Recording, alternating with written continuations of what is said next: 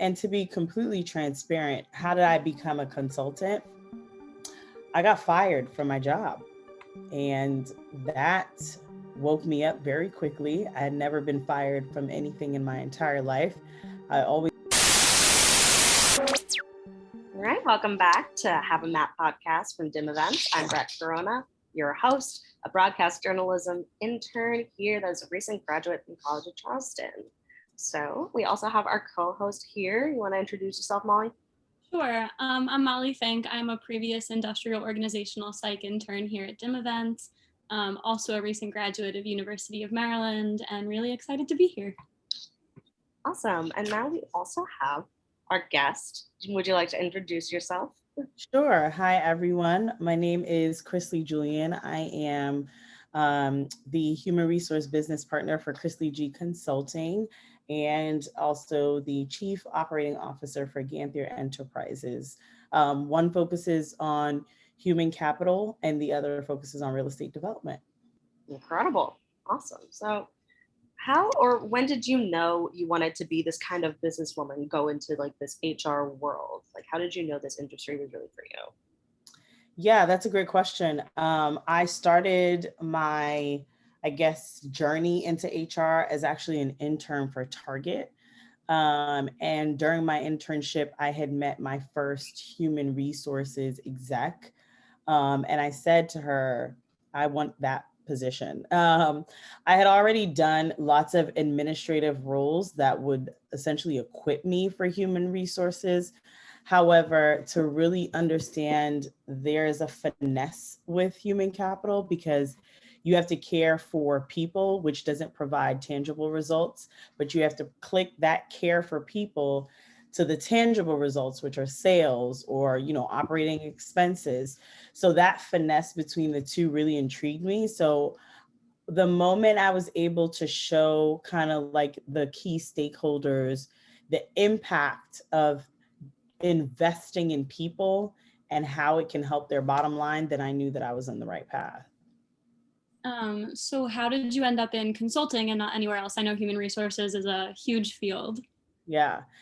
Human resources is a very large field. I like to always tell people I don't do benefits. I don't do payroll, and I don't do recruiting, right? And so organizational change management, performance management, HRIS integration, that's pretty much the cusp of my business. Once you reach the global role, it's like, okay, well, what now, right? You've covered being a business partner across the world. What else? And so to really take on being a consultant was scary, but it was definitely what I needed, and it was the push that I needed. So Yeah, you said it was like globally, but also in Silicon Valley. Do you think like the competition there was like a way that was kind of pushing you out of that way? yeah, no. I don't compete with anybody but myself. So I have a very strong belief system that no one can do my job better than I can and ever will. And so I operate in that mindset. And because of that, it's made me very successful throughout the years. And even in my failure, it's still a success because I learned something. So I actually never even been to Silicon Valley. I did everything from New York City. I ran the global role from New York City. So I actually never even experienced the competition. So what does day-to-day look like for you? As an entrepreneur, day to day honestly floats. Like last week, I was in Senegal, in Africa. Wow. This week is more of a typical week. It's called the catch up week. A lot of it is I use a very strong CRM system, so a client relationship management system, in which I'm following up with a lot of government contracts. So prior to me going to Senegal, we had already been awarded a government contract. So at that point, it's ironing out what do the logistics look like, what are the people we need to really build out that particular contract. I spend more time following up and building case studies, white papers, research docs, because that's what the government likes. And that is one of my primary clients. I like to consult essentially to the federal or state, city, or local governments. Um, and then to really draw out the day, morning time, wake up as early as I can, pack breakfast, make, lunch and all that good stuff, send my 3-year-old off to school, and then I hit the computers, right, until about 3 p.m., where I am knee deep in, contacting mayors, contacting senators, building relationships with government officials, and then responding to proposals. I sent out 3 proposals from the plane ride yesterday to today. So those are the kind of the day-to-day look like. And then once 3 o'clock hits, it's pretty much I'm devoted to my son as much as possible until about 9:30 p.m. when it's his bedtime. I am back on the computer. But my goal is I won't be doing this for more than a few years, because my team should be strong enough to just take it on for me. So what's this experience been like building out your team? It's been quite interesting. I think I know what my Achilles heel is as a leader. I have a hard time letting go. And so, but at the end of the day, I need to. And what I've realized is so many different personalities under one roof. It really requires that you have a consistent vision, a mission, really drawn out. So everyone understands this is the part that I play. However, if a teammate drops off, I also need to be able to step in. My biggest belief in building out a team, which I haven't really quite navigated or found someone that I'm really prone to, I want to hire people that are better and stronger than me in HR. They have to be better. They have to be stronger, or else I will be on a Ferris wheel trying to train and get them to the competency level that I desire. And I don't necessarily have time for that. So what I've learned across the years is stop trying to hire down and hire up. It's got to be a daunting process, but I mean, clearly you got to get it done. Yeah. Especially it's like your brand. It's like your whole thing. So you obviously want the best that you can get that represents you. So did you think you were originally going to end up with this life, like what you were studying in college, just because we are interns and a lot of us listening are in college still? Did you think, like younger you, they think that it would be the businesswoman you are today? Absolutely not, and absolutely yes. So I had always had a entrepreneurial spirit, like I knew that I had that, and based on my dad, my mom, like they also have that spirit. But if you asked me when I was at Georgetown University in grad school studying HR, I thought I was going to be working for Target my entire life, and I'd be an HR exec at Target forever. I had never seen past that point. But I also realized moving back to New York City, the hustle spirit that comes from New York City really permeated very quickly, where, I realized, okay, I got to do more than just work for someone. Like, this is not fulfilling anymore.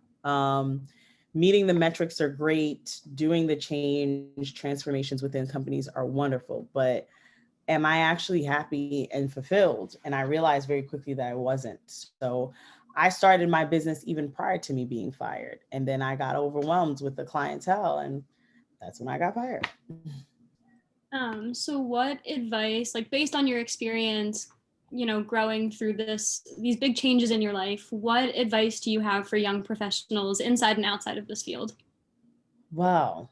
I would definitely say this advice is not just for young professionals. This is for me as well, because I was just talking about this morning with my husband.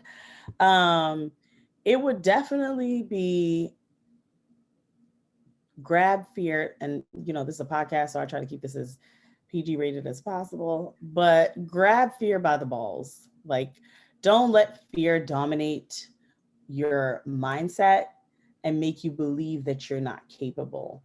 I spent a lot of years, even today, thinking that I'm not capable of doing something. And my husband is a very simplistic like thinker. He's just like, hire somebody that can, and I'm like, what? But the fear mindset really kind of held me back for a little bit. So grab fear by the balls and go after it, no matter what people will think. Family, your goals and your accomplishments are not for the agreements of your family members. When I was in college, I thought, hey, I graduated, my mom's happy, I did it. But in actuality, you should not care what your family thinks, your friends think. What you want to do is for you. And when you want to do it, go after it wholeheartedly. So, you said that you're a mom. So how do you manage that, like your personal life with your business? I said, like you were saying how you had to get back on your laptop later in the night. How do you set boundaries for yourself? Um, that's such a good question. I get this question a lot. How do I balance with being a wife, being a mom, being a businesswoman?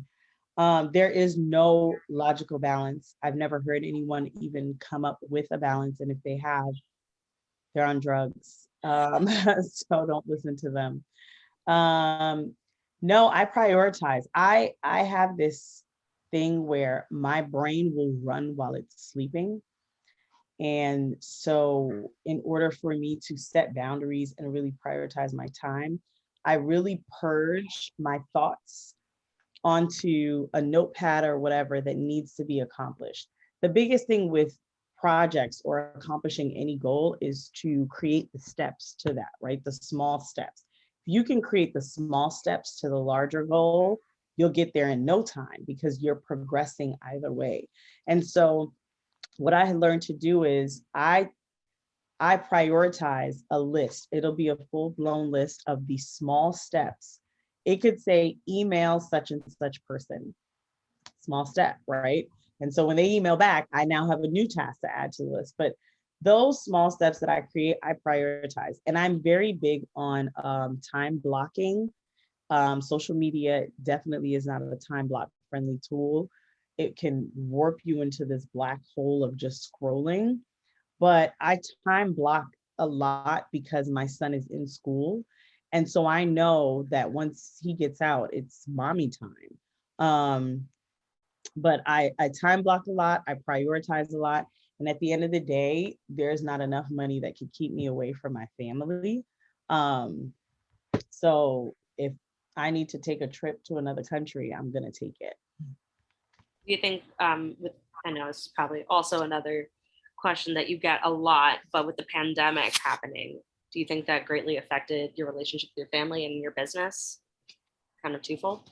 Yeah, I mean, I think the pandemic was the best thing that could have ever happened to my business and my family. Um, I mean, in the middle of the pandemic, I bought an investment property, so it worked out, right? And I think a lot of people, I had heard this from my brother, and all of my brothers are entrepreneurs, actually. I just thought about it. But I had heard my brother say, coming out of the recession in the 2008, a bunch of people were millionaires. And this was a time where I knew, and my husband knew, listen, it's either we're going to crumble at the hands of this pandemic, or we're going to seize all the opportunities and fly off the ledge and pray for the best. And we did. And it was successful that we got this property. Um, I think as far as my business, it definitely, I've made more money in the pandemic, I guess, and made more connections. Um, because what a lot of people didn't realize is with work, who was the person that was terminating everyone during the pandemic? It was your human resources. Who was reorganizing your organization post-pandemic? It was your human resource consultant. So pandemic, sadly, but fortunately for me, was the best thing that ever happened. Do you have to separate yourself from situations like that though, where you have to think like in the grand scheme, like there was so much going wrong for all these people and people again like getting fired and stuff. But you're like, did you ever get guilty almost?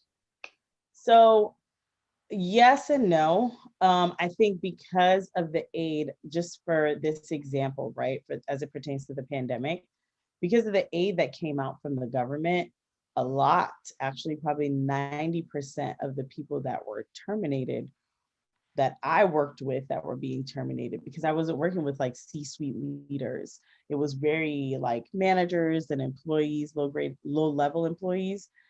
They made more money being unemployed than they did while being employed. So they were okay with it. They're like, yeah, that the help from the government made it easier. Now, if that help from the government were not there, I think it'd be definitely a tougher conversation. But in this particular instance, I lucked up. That's a great question. So there's actually a few articles that I've been reading, especially through LinkedIn. What does the new workplace look like? And I think culture dictates that. So there are a lot of locations where people actually want to be in the office, and that might sound surprising. I myself actually want to physically be in the office. I actually do not like working at home. There are certain people that aren't productive. However, the majority are asking for a hybrid experience. And I think the hybrid experience is essential because we're seeing people perform a lot more when they're home, but they're performing more because there isn't enough boundaries as to when to stop working. So although the companies are gaining hours of work out of their employees, the employees are kind of slowly burning out, right? It's not a quick burnout, but it's a slow burnout. And I think we're not going to see that until maybe another year from now, when we truly see the mental state of it and the mental impact. But I think those companies that have chosen to go hybrid, that still have office space, that are making it an option for employees to go into the workspace, those are the companies that have it correct. They're the companies that are saying, if you'd like to come, you can come X amount of days. If you don't want to come, you're free to work from home as long as your workload is complete. They have it correct. This idea of working Monday through Friday, 9 to 5, is a very old and outdated concept and doesn't necessarily align with how families progress now. When we really think about it, people have children and their children don't get out of school until 3 o'clock, right? So you want me to get out of work at 5 p.m., but my child is out at 3, and my child has to be at school by 7:30 in the morning, but you want me to get in at 9. It doesn't align, right? So I think being hybrid is where it's at. And for those who are forcing like a 5-day work week, we're already seeing the transition of the employees exiting, specifically Gen Zs and millennials exiting those companies and going more towards the companies that are open to just, hey, you can come in when you like, you can work from home as long as the workload's done. Yeah, this kind of goes to back to what I was trying to say about my own experience in a 9 to 5, which was like we were talking about the burnout, how I had nobody to kind of keep me in check because everybody was so spread thin. Because I was working in broadcasting and everything was messed up from the pandemic. Obviously, the second we got moved remote, and I was still in training, and I was like, no, what's going on over here? And I was getting slammed with so much stuff, and I would work through my lunch breaks and stuff because I had deadlines. I had to get everything done, but nobody was like mentally checking on me. And I was like exhausted. And I had to like just get out of that for my own sake, for my own mental sake. And I just like, it's interesting how, like you said, we're moving away from this and going to like a hybrid space, because before I was remote, it felt healthier being in like the office space. There was more of like that check of like being able to like know that other people are just like, in and up, walking out at that certain time of the day. We are wrapping things up. We are separating our work life from our personal life. We can go about things normally. But it's wild what it can do to us mentally, how we can just like get so burnout so quick and then being like stuck in that system and not realizing like, oh, this actually just isn't for me. Correct. And the thing is, it actually, and this is why I say really not going to see the ramifications of it until probably in the next year or two. What happens when you work from home like all year round? Because unless you have like a healthy habit of 4:45, you're sending that last email and you are closing the computer and you're actually physically getting up and exiting your house to go for a jog or a walk or whatever that might be, we're not going to see it. And I think it's going to hurt a lot of employees that already have suffered from, let's say, some mental health issues, right? Like if you already suffer from depression and you are now coaxed up in your apartment or your home and you're working and you have nothing to look forward to, it is definitely a negative impact. But again, there are companies that provide the hybrid. And I think it's funny because the email just popped in from hr.com and it says prepare for a hybrid work environment. So that's just what it is. That's what everyone Yeah, it's coming our way. Yeah. So what do you think is like the most rewarding thing about what you're doing now? Personally, I get to do it on my time and in my way. So I get to lose on my account and I get to win on my account. And a lot of people don't understand why I say, hey, why are you celebrating? You get to lose. The thing is, I made so many mistakes starting my consulting company, so many failures, so many no's, so many like, I don't understand what you do. But it was those things that helped me realign my thoughts very quickly and assess, okay, I just need to change this and change that. It made me work harder. And because of that, everything that I win is sweeter. Whereas if I'm working for someone else, when they win, if I'm working for, Target and they have a large contract, I don't feel that. I'm still doing the same routine every single day. And so also having a team that I'm employing, right, in the middle of the pandemic. I have the opportunity to uplift women. Essentially for me, that's a huge focus for me, where I can, if you say that you need a couple of days because your child is, the flu, I'm free to tell you, take care of your child. I understand. If you tell me you need to go to a wedding, those little things are my joys because I know what it means to be on the other side. And I never want to deprive somebody of it. So to be able to employ, to be able to just lose and win on my terms and see those, the fruits of my labor come to fruition is everything. And also to be able to watch my mother fall asleep in the backyard of my patio furniture when she should be watching my son is also rewarding. I love how you try to make a safe space for all these women that you're bringing onto your team. That's really important these days because I feel like there's still that girl boss culture that's being permeated through everything. And we have to kind of be on top of it and be almost like 200% just to even make a name at all. And I think it's really awesome what you're doing. Thank you. Thank you so much. So kind of relating to what you think is the most rewarding, what do you think is the most impactful thing that you're doing for yourself and for others? Impactful for myself. Well, I'll start with impactful for others. Again, I think I just stated the ability to provide employment and empower, and for those to not feel like they're stuck or they caged in a 9-to-5. That's one. But for me, I think it's the fact that I'm growing out of the scarcity mindset. That has definitely, between therapy and building this business, you have no choice but to operate in a I'm going to succeed mindset. Whereas in the past, I've always kind of like, you kind of doubt, like, can I start this firm? Can I do this? Am I capable? But what I started to flip around my mindset was, well, for all the years that I've been human resource business partner, I've gotten the jobs, right? I've gotten the roles, I've gotten promoted, I've gone global. So obviously I can, right? Like there isn't a question of it. So now it's just to do it. So I think transitioning from the employee mindset to the business owner also forced me to transition my mindset from the scarcity to like the abundance. Like I'm always going to have contracts. I'm always going to have opportunities. I'm always going to receive, right? I just need to just go ahead and go after it. That's awesome. Thanks.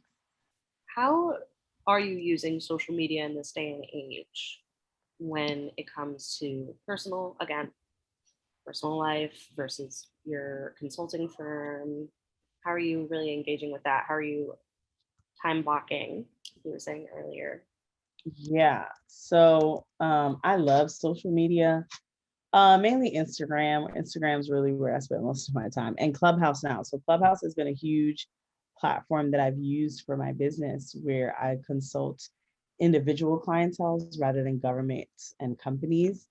Um, but I use social media freely and not as a key marketing aspect for myself. And let me tell you why. So I know my business and what services I provide. And I also know who my client is, right? So my primary target client has and always will be government contractors or government agencies. And they don't have access to social media when they're at work. So I always feel like I am not pressured to, put out 2, 3 posts a day, or I'm not pressured to load my stories up. I'm not pressured to have this beautiful like art gallery of a timeline. Um, I feel like I can be myself, share my business, share my family, and still attract those followers that like where I'm going. Um, do I still use it with like a lot of my marketing stuff, maybe to gain the one-on-one clients? Yes, but I definitely do not use it for government official work. And that's where a huge cusp of my business is. So it's definitely a tool that I use, but it is not my primary. I'm more so focused on doing case studies and white papers and analytical docs. That's my social media for the government. That's nice. I like how you can really be yourself on Yeah. your social media, and you don't have to cater to people with like some color palette and infographics and all of that. I feel like that's kind of becoming the main thing on Instagram with a lot Yeah. of these businesses, these small business people really trying to make a name. I feel like it's Yeah. all kind of blending into one almost. Yeah. I'm still brand. Like I still use one specific color code. I still use, like everything that I post still will have intention to attract possibly a customer. But at the same time, I don't pour so much of my energy into it. I more so am like, look at my 3-year-old that found a squirrel in the yard, right? And then the next slide would be like, whoa, this is how you can sustain a great workplace. Like, you'll see the blend, and I am not bogged down to anything that would say that I need to create that creative color palette or anything like that. We'd love to see that instead of, all of like the fake stuff that is on Instagram nowadays and just social media in general. It's also just healthier that way. Just not wasting so much time on being perceived, I guess. Agreed. Yeah, it's an important thing to kind of set those boundaries with yourself. I also don't share like personal, like I believe with social media, too many people, you will know about my business, but you won't know about my personal life, right? So a lot of people, when I went to Africa, I posted a picture of me in Senegal, and someone hit me up, was like, well, we didn't know you were going to do business in Senegal. I was like, I didn't know I was supposed to report that on social media. Like, um, no one knows what really happens. And I always say to someone, just because you're watching a story or seeing a picture, that's what, 30 seconds of someone's entire day, And I love when someone sees me with makeup and my hair is done, my nails, and I'm like, I just wipe poop off the wall. Like, that's the reality of my life. One last question. If you had advice for your younger self when you were an intern at Target, what would you tell her? You know, when I started at Target, now that I look at it, I feel like my younger self could give my older self advice, which is weird. Um, at Target, I came in very strong, so much so that my first day as an intern, I like my second go around as an intern, I remember getting feedback that I need to dial it down. And I would tell her, don't dial it down. You know, like keep the same energy, the same level of confidence, because I need that person now, right? Like I need her in this moment. And because you don't know when you're young, you don't know what's to come. And because I had not had bills, I wasn't married yet, I didn't have kids yet. I really went full force. Like my energy is focused here. I will execute. I will be great. I'm already great. And I walked with a level of confidence that I still have to this day. But I think I would definitely tell her, like, don't dim your light for anybody else. I think I've done that over the course of a few years to fit into certain boxes that my managers, you know, in the past have wanted me to fit into. And one of the things that they would say was my Achilles heel is, you know, if I failed to communicate effectively. And that was a general box. And underneath that box was, you're a little too aggressive. Well, when you're dealing with a predominantly male dominated industry, and not HR, but just being a consultant, a male dominated industry, I need that energy and I need that level in order to make it. So I definitely tell her, like, don't dial it down. Adjust how you approach, but definitely don't dial it down. That's great. It's so you. It's just the essence of you, bringing it all together. Well, it was awesome having you on today. Would you want to like plug any socials other than like we were talking about Instagram so much, and maybe like your website, any upcoming things you got going on? I do probably, but I always tell people, so for those who are interested in starting their consulting business sometime in October, I will probably be dropping a few courses or having some sort of mentorship program happening. So keep an eye out. My Instagram is at Christlie G Consulting. So that's CHRISTLIEG Consulting, or you can follow my personal page, which is at Christlie G. So it's the same spelling, just without the consulting. I am on Twitter. Don't use it much. Probably don't even remember the handle. Um, I am not on TikTok, and I will not be on TikTok. So don't ever ask me to be on TikTok.